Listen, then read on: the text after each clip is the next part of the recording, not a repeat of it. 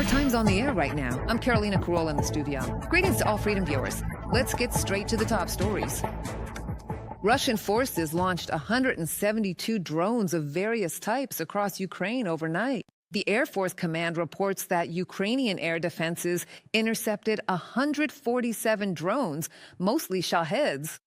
The attacks were repelled by aviation, anti-aircraft missile units, electronic warfare, drone systems, and mobile fire groups. This morning, Russian troops attacked the central district of Kherson. The strike was carried out using a drone. This was reported by the Regional Military Administration. Explosives were dropped on a man. He was walking down the street. The victim sustained head and leg injuries. Medics took him to the hospital in moderate condition. Additionally, the city's Korabelny district was hit yesterday evening. A residential building was damaged and an apartment was destroyed. 2 women and a man were injured. Russian drones attacked civilian infrastructure in the Odessa region. Residential buildings and port areas were among the targets. The Regional Military Administration reported this. Containers of sunflower oil and cars caught fire at the port. 2 hangars were also damaged. In Chornomorsk, a balcony and a gas pipe caught fire in a 9-story building. Rescuers quickly extinguished the fire. No reports of casualties have been received so far, according to the State Emergency Service. 3 people were injured as a result of Russian shelling in the Kharkiv region. The city of Kyiv was under attack. A kamikaze drone struck a residential building. Apartments on the 4th and 5th floors caught fire. Kharkiv also came under Russian fire. The city's Kyiv district was attacked. The enemy used Shahed-type drones. A fire broke out after the impact. Several more strikes were later recorded in the same area. According to preliminary data, several cars caught fire. There is no information about casualties. The enemy continues to strike with drones, primarily targeting the Kyiv district of Kharkiv. The attack hit a civilian enterprise and a critical infrastructure facility. In Kyiv, where an entire section of a residential building was heavily damaged by overnight Russian shelling, we will conduct an assessment for potential restoration. Oleh Sinyahubov, head of the Kharkiv Regional Military Administration, on the United News telephone.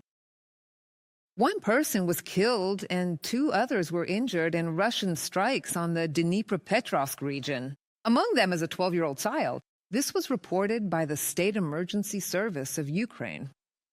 The city of Sinelnikova came under a massive attack. Fires broke out in a shopping complex and an administrative building. Private homes, outbuildings, and vehicles were damaged. Russian drones also attacked the Putivo community in the Sumy region. According to the State Emergency Service, a fire broke out in the residential sector. Fire broke out on a private property next to a residential home. Rescuers extinguished the fire and prevented the flames from spreading to other residential buildings. Fortunately, there were no casualties. 5 European nations, Germany, France, Poland, Great Britain, and Italy, announced in late February this year the launch of a program to develop low-cost drones and air defense systems. The project is based on Ukrainian experience gained over 4 years of full-scale war, and Germany was among the first to respond, supporting a new Ukrainian development, the Shahed-type drone interceptor, via Strela. More details in the following report.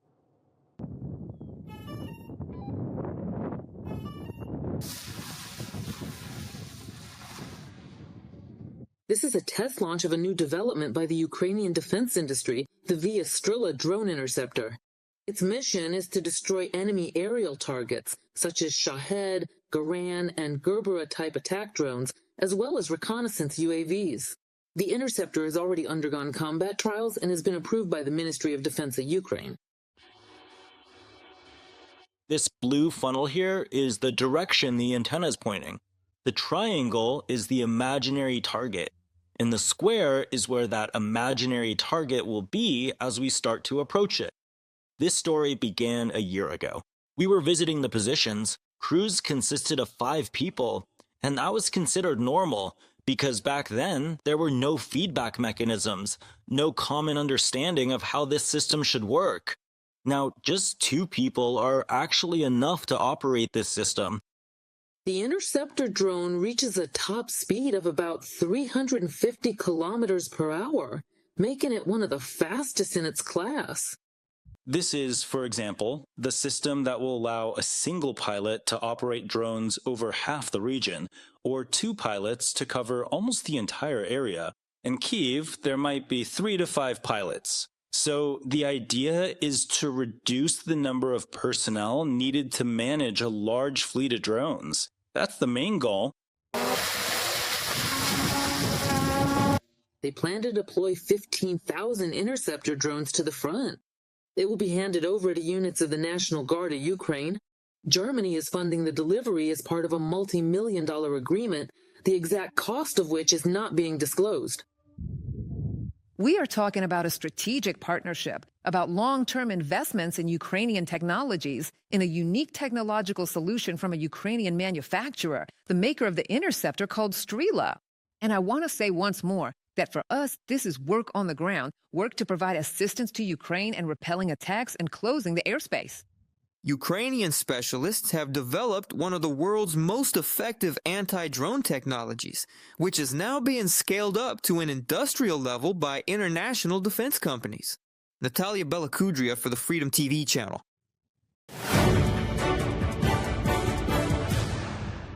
The 4th anniversary of the liberation of the Kyiv region, on April 2nd, 2022, defense forces pushed Russian troops out of the region. This became a strategic victory for Ukraine. The Russians' plans to capture Kyiv were thwarted. Fighting began in the first hours of the invasion. The enemy tried to seize the airfield in Hostomel. The Ukrainian military halted the paratrooper landing. Heavy fighting continued for over a month. Battles raged across the region. Irpin, Bucha, Mashin.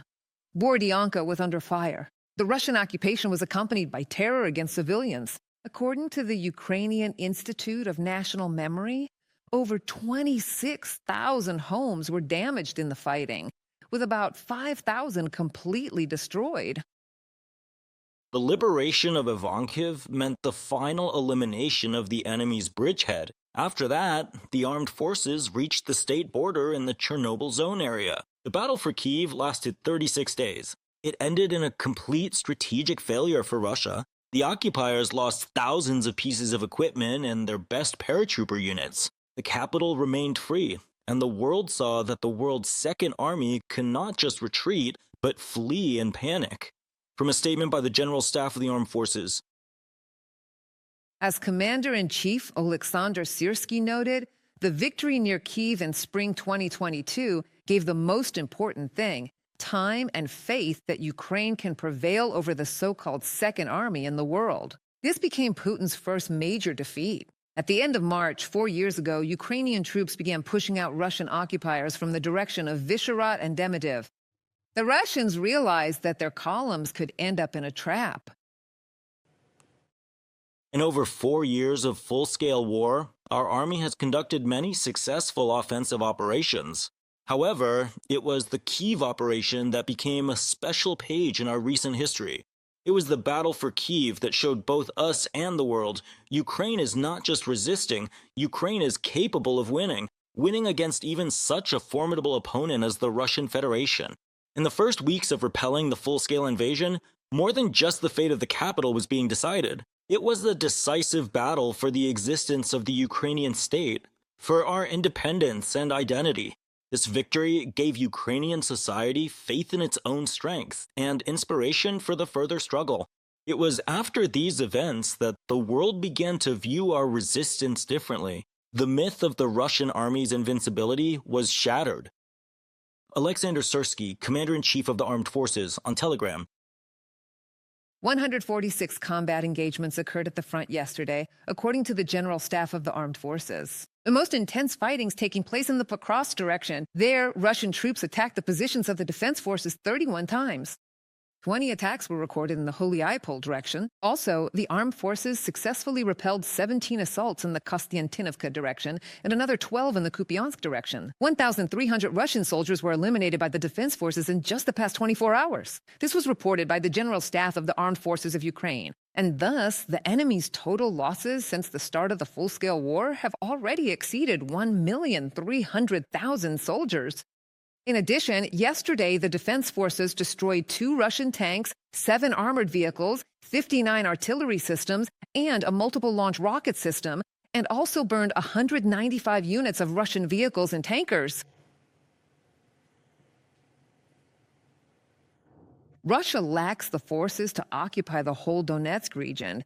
Ukraine's military has taken out more Russian soldiers than the Kremlin can even recruit. This was stated by President Volodymyr Zelenskyy. Nevertheless, Moscow is issuing more ultimatums and promising to literally capture the entire Donbass in a couple of months. Andriy Dmytrenko will tell us more about this. Russia, through American intermediaries, has delivered an ultimatum to Kyiv. Ukraine has 2 months to withdraw its troops from the Donbass, otherwise Moscow will seize the region, and the terms of negotiations will become tougher, the president of Ukraine stated. Today, Russia's putting pressure on the United States because as they call them in America, midterm elections are approaching. It is clear that the United States needs to take various steps in both domestic and foreign policy. Yes, we very much hope that in the negotiation track we will still return this issue to, logic, rather than the emotionality of Russia, which is already reacting to everything. Such ultimatums call into question Moscow's real goals, as they are accompanied by threats of further advancement by the Russian army, the head of state noted. After all, if Russia's goal is exclusively the Donbass, then why does the Kremlin say they will go further? So the issue is still not just about the Donbass, Volodymyr Zelenskyy stated. The Russian army has failed to occupy the entire Donetsk region in 4 years, and it will not succeed in 2 months either. The aggressor country simply lacks the resources anymore. The Kremlin's blackmail indicates one thing: to achieve real peace, pressure on Moscow must be increased, says Mikhailo Podolyak, an advisor to the office of the president of Ukraine. This war is precisely about proving the invalidity of any public position of Russia, and that we need to work with Russia in the negotiation process, not through an appeal like, maybe you would like to do this or not, but only through tough coercion. And tough coercion means increasing Ukraine's strikes on Russia's infrastructure and increasing the pressure, the economic pressure on Russia. Bucha is the main answer to those who suggest simply giving Ukrainian territories to the aggressor, stated the head of EU diplomacy, Kaja Kallas. According to her, Brussels has constantly reminded Washington about Russia's crimes in the occupied territories of Ukraine so that the United States exerts pressure on Moscow rather than on Kyiv. We've raised these issues, and they say they're acting as mediators. Clearly, we understand that Russia's demands are groundless, so at the very least, we've taken an approach where we don't fall into the traps of any of their demands, because we always keep in mind that Russia started this war. If they are somehow rewarded for this, then we're gonna see more of it. History's full of this. I mean, in the last 100 years, Russia has attacked at least 19 countries, some of them 3 or 4 times. And not one of those countries has ever attacked Russia. Earlier in an interview with Reuters, the president of Ukraine stated that Washington is ready to finally agree on security guarantees as soon as Kyiv decides to withdraw its troops from the territory of the Donetsk region. Washington did not issue any ultimatums to Kyiv regarding the surrender of territories, countered U.S. Secretary of State Marco Rubio. Ukraine itself determines its actions regarding its territories, he stated. According to the American official, it was about the fact that security guarantees won't take effect until the war is over. We told the Ukrainian side what the Russians are insisting on. We did not advocate for that. The choice is theirs. It's not for us to make decisions for them. We never told them that they must accept it or reject it. Trilateral negotiations between Ukraine, the U.S., and Russia could happen soon, Volodymyr Zelenskyy reported. He says Kyiv is ready to meet in any country except Russia or Belarus. For now, peace talks are on pause. Andriy Dmytrenko, Freedom TV channel.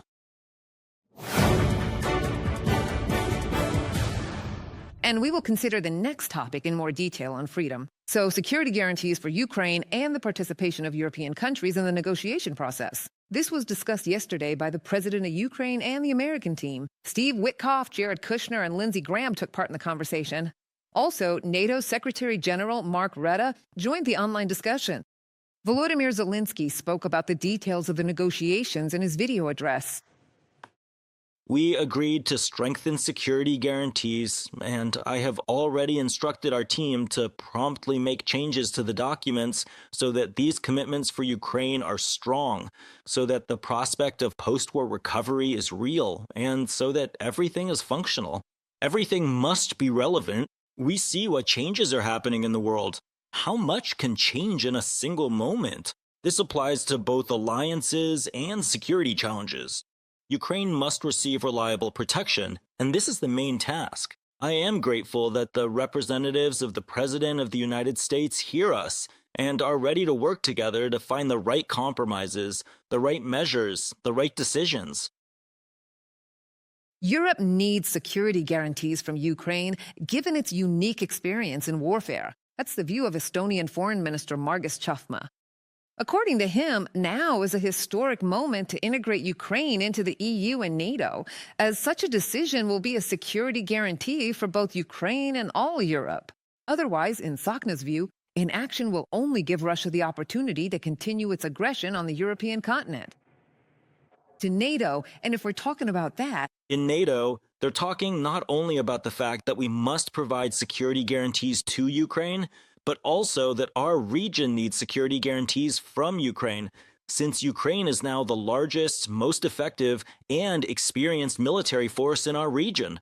Therefore, we must consider this comprehensively. All these gray zones, so-called neutral countries or buffer zones, however we define them, only give Putin a green light to continue aggression against Europe. Therefore, we should realize that this is also our opportunity. And Ukraine is now fighting not only for itself and its freedom, but is also giving us time to form a new European security structure.